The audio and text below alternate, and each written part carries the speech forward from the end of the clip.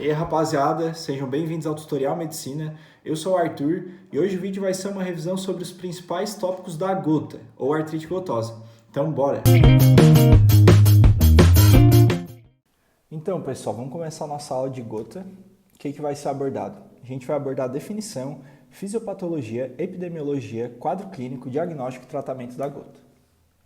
Então, a artrite gotosa, ou gota, ela vai ser uma doença metabólica resultante da hiperuricemia. A hiperuricemia são esses níveis elevados de ácido úrico.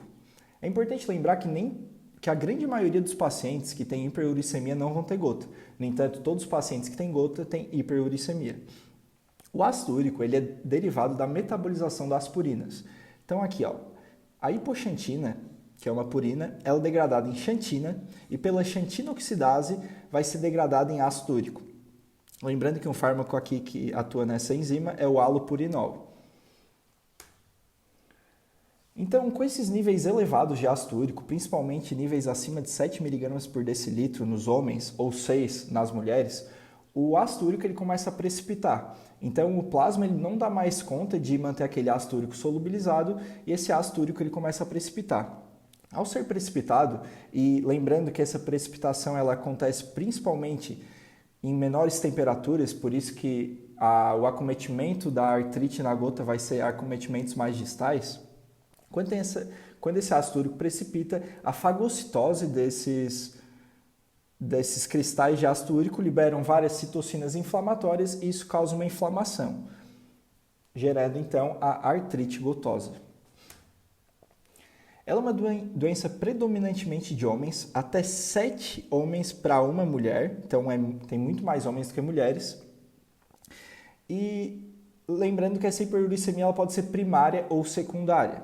Primária, quando o indivíduo ele tem falha na eliminação desse ácido úrico ou tem uma produção aumentada, e secundária, que seriam os fatores de risco da gota, que no caso até eu trouxe esse homem aqui que explica bem, que seriam homens entre 40 a 50 anos, obesos, com síndrome metabólica, ou homens alcoolistas também entra como fator de risco. Daí, no caso, isso está envolvido na hiperuricemia secundária. O quadro clínico ele é bem típico, ele é marcado por 3 estágios. Então, o primeiro paciente ele vai estar assintomático, ele tem hiperuricemia, no entanto, ele ainda não tem sintomas.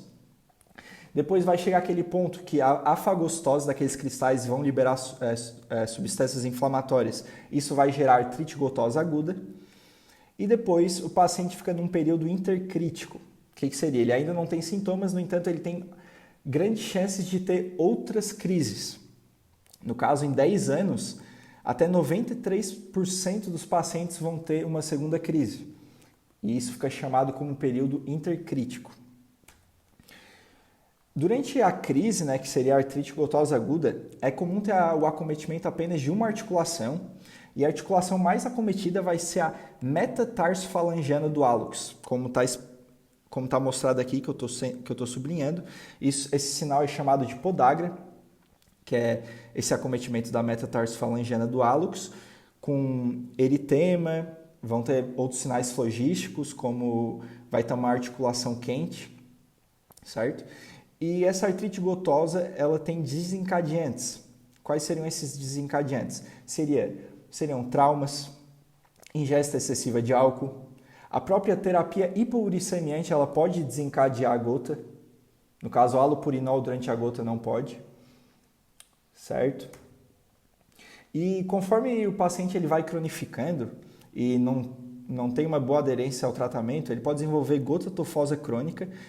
Aqui nessa imagem dá para ver esses depósitos de ácido úrico e tipicamente vai ser mais na orelha externa. E essa hiperuricemia a longo prazo também pode causar nefropatia. O paciente ele pode ter tanto uma nefropatia do próprio parênquima, por esses cristais de ácido úrico, quanto essa hiperuricemia pode gerar litíases e o paciente fica com nefrolitíase por ácido úrico. Lembrando que os cristais de ácido úrico são radiotransparentes. O diagnóstico ele pode ser presuntivo, quando tem um paciente com quadro clínico típico, responde à colchicina, No entanto, o diagnóstico só vai ser confirmado através da artrocentese, que seria a punção daquela articulação, e ela vai ser analisada com microscopia de luz polarizada e vai ser avaliado a birrefringência negativa, que isso é o que caracteriza a gota, e também vai ser identificado esses cristais de ácido úrico. E aí o diagnóstico está confirmado. Os níveis de ácido úrico na crise, eles não vão estar altos, porque essas citocinas inflamatórias, elas são uricosúricas. Então, o paciente vai estar com níveis de ácido úrico durante a crise normal ou baixo. Então, não tem utilidade eles serem dosados durante a crise. E o tratamento vai ser dividido em 3 pilares. Vai ter o tratamento para a crise, vão ter o tratamento para prevenir a crise e a terapia hipouricemiante, que ela vai ser para prevenir as complicações, como aquelas que eu falei de gota tofosa crônica e também de nefropatias. A crise, primeira opção na crise vão ser os anti-inflamatórios não esteroidais. Caso o paciente tenha contraindicação, como uma úlcera péptica, por exemplo, a segunda opção seria a colchicina. E como eu já havia frisado, não é para usar tratamento hipouricemiante, porque isso pode piorar a crise. Além disso, compressas geladas também podem auxiliar nesse tratamento durante a crise. A profilaxia da crise vai ser colchicina diária, para o paciente não ter esses episódios de artrite gotosa aguda. A remoção dos fatores de risco, então o paciente ele tem que parar com a ingesta de álcool.